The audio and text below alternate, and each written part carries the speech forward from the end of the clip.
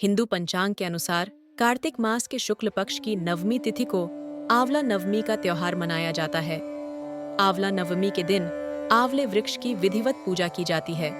इस दिन आंवला वृक्ष के नीचे भोजन करने तथा ब्राह्मण को भोजन करवाने से मनुष्य की समस्त मनोकामनाएं पूर्ण होती हैं।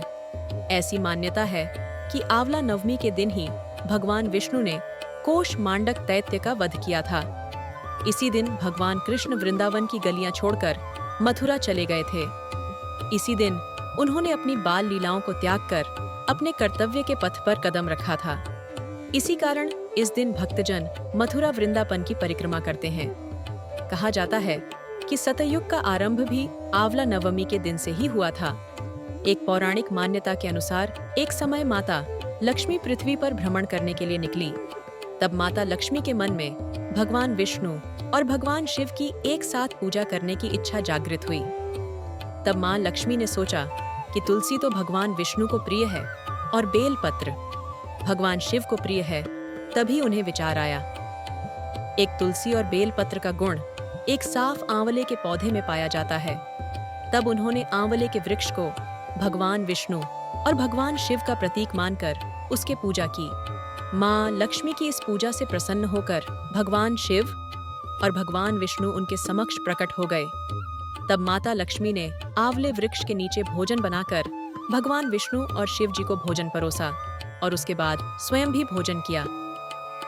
वह दिन कार्तिक मास की शुक्ल नवमी का दिन था और उसी समय से कार्तिक शुक्ल नवमी को आंवला नवमी के नाम से जाना जाने लगा तथा इस दिन आंवले वृक्ष की पूजा करने की परंपरा आरंभ हुई। आइए अब सुनते हैं आंवला नवमी व्रत की सुंदर कथा। प्राचीन समय में एक राजा राज्य करता था। उसने यह प्रण लिया था कि वह प्रतिदिन 1.25 मन आंवले दान करके ही भोजन करता था। प्रतिदिन आंवला दान करने के कारण ही उसका नाम आंवले राजा पड़ गया था।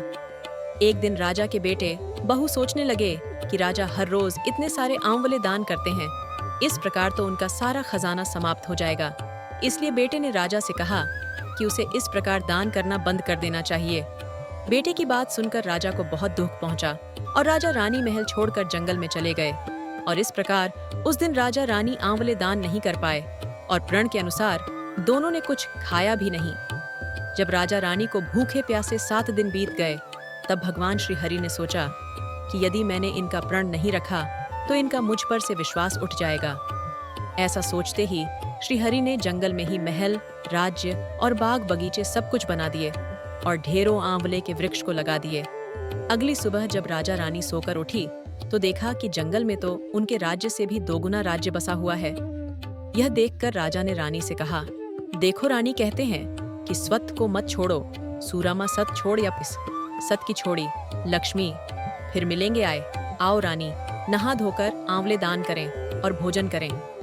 तब राजा रानी ने आंवले दान करके भोजन खाया और खुशी खुशी जंगल में रहने लगे।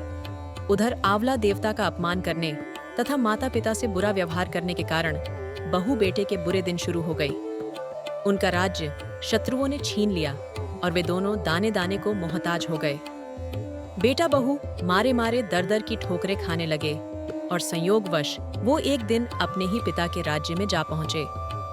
उनकी हालत इतनी ज्यादा बिगड़ी हुई थी कि उनके पिता ने उन्हें बिना पहचाने अपने पास काम पर रख लिया।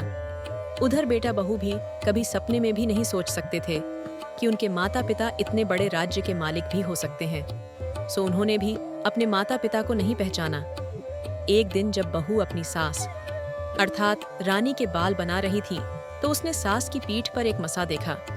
ये देखकर बहू रोने लगी क्योंकि उसकी सास की पीठ पर भी ठीक वैसा ही मसा था। बहू सोचने लगी, हमने अपने सास ससुर का अपमान करके उन्हें घर से बाहर निकाल दिया था, आज वे लोग ना जाने कहाँ होंगे। यही सोच सोच कर बहुत रोने लगी और उसके आंसू टप टप कर सास की पीठ पर गिरने लगे। तब रानी ने तुरंत ही पलटकर देखा और पूछा, अरे तू क्यों रो रही है? तब बहू ने कहा, आपके पीठ जैसा मस्सा मेरी सास की पीठ पर भी था।